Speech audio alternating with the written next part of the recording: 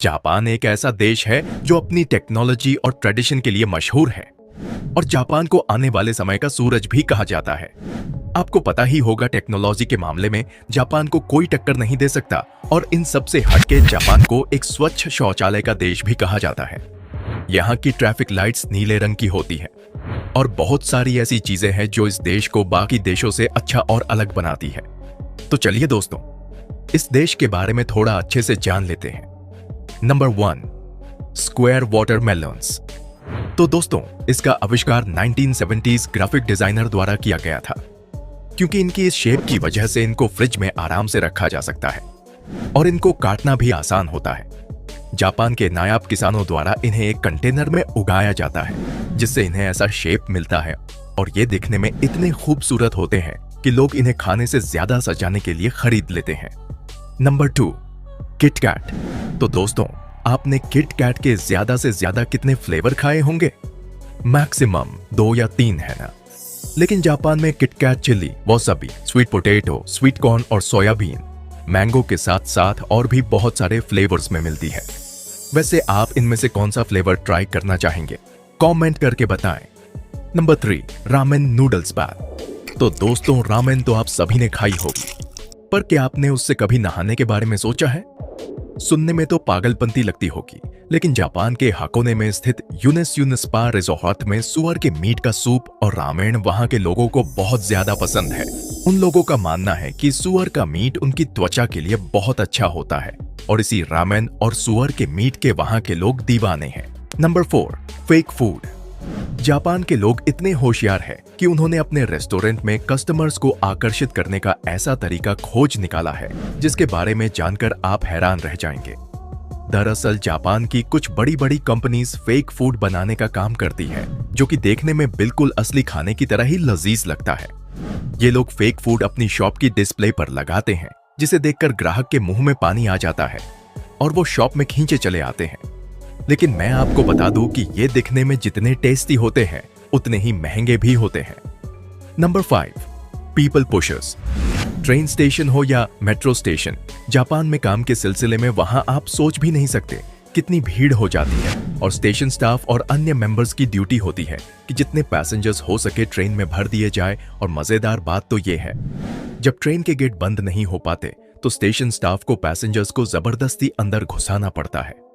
Number 6, millions of vending machines. दुनिया की कई जगहों पर तो वेंडिंग मशीन्स होती ही नहीं है और दूसरी तरफ पूरे जापान में 5 मिलियन से ज्यादा वेंडिंग मशीन है। जापान के लोगों को देर रात तक काम करना बहुत पसंद होता है और खाने पीने के लिए वो इन वेंडिंग मशीन का इस्तेमाल करते हैं। वैसे आप इन वेंडिंग मशीन से कुछ भी ले सकते हैं और खाने पीने की चीजों से लेकर अंडरवियर तक। क्या आपको भी लगता है कि ये सुविधाएं हमारे यहां भी होनी चाहिए? Number 7, water saving sinks. Japan में ये सिंक्स बिल्कुल इनके पॉट के ऊपर लगी होती है, क्योंकि पॉट से उठने के बाद सबसे पहले हम अपने हाथ धोते हैं, तो फिर वही पानी आप फ्लश करने में भी इस्तेमाल कर सकते हैं। इसे कहते हैं एक तीर से 2 शिकार। Number 8, naps work.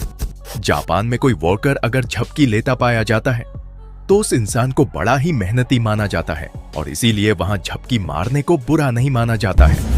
वही दूसरी जगह अगर हमारे यहाँ कोई झपकी लेता हुआ मिल जाए तो उसे अपनी जॉब से हाथ धोना पड़ जाता है। Number 9, world's shortest escalator. Kawasaki शहर के मोर्स डिपार्टमेंट स्टोर में आपको यह दुनिया का सबसे छोटा एस्केलेटर देखने को मिल जाएगा और इस एस्केलेटर में बस 5 सीढ़ियां हैं। इसीलिए कहना गलत नहीं होगा कि जापान के लोगों को टेक्नोलॉजी का इस्तेमाल बहुत अच्छे से करना आता है। Number 10, Japan blue traffic light. Japan में ग्रीन ट्रैफिक लाइट की जगह ब्लू ट्रैफिक लाइट का यूज किया जाता है और इसके पीछे का राज इनके नाम में ही छुपा है। जापान में पुराने जमाने में ब्लू और ग्रीन को बस ब्लू नाम से जाना जाता था। जब जापान को इसके बारे में नहीं पता था तब वो ग्रीन लाइट्स का ही यूज करते थे, पर जैसे ही उन्हें सच का पता चला वो लोग फिर ब्लू लाइट्स का यूज करने लगे। Number 11, Japan railway. जापान में अनुशासन का बहुत बड़ा महत्व है और वहां के लोग समय के बड़े पाबंद होते हैं। जापान के लोगों को हर काम समय पर करना पसंद है और वहां ट्रेन से जुड़े कुछ ऐसे रूल्स एंड रेगुलेशंस हैं जिन्हें सुनकर आप भी हैरान हो जाएंगे।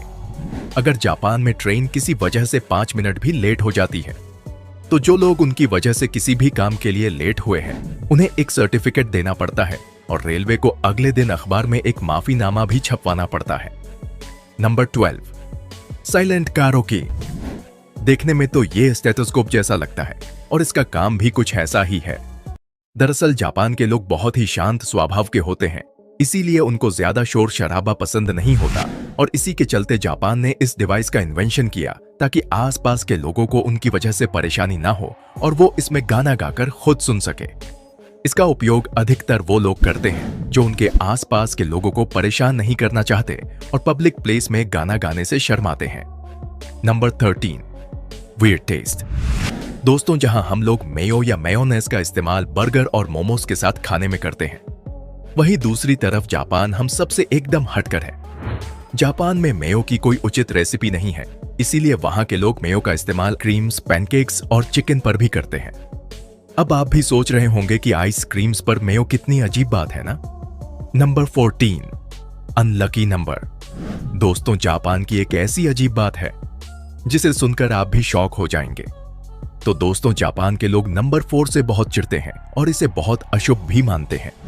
इसीलिए जापान के कल्चर में लोग 4 नंबर से बचते आए हैं और जापान में कोई भी बिल्डिंग 4 मंजिल की नहीं होती। जापान के लोगों को 4 नंबर से इतनी नफरत है कि अगर उनके घर 4 लोग आते हैं तो वो उन्हें घर में भी नहीं घुसने देते। यही वजह है कि जापान में 4 लोग क्या कहेंगे, इसका भी कल्चर नहीं है, जो कि एक अच्छी बात है।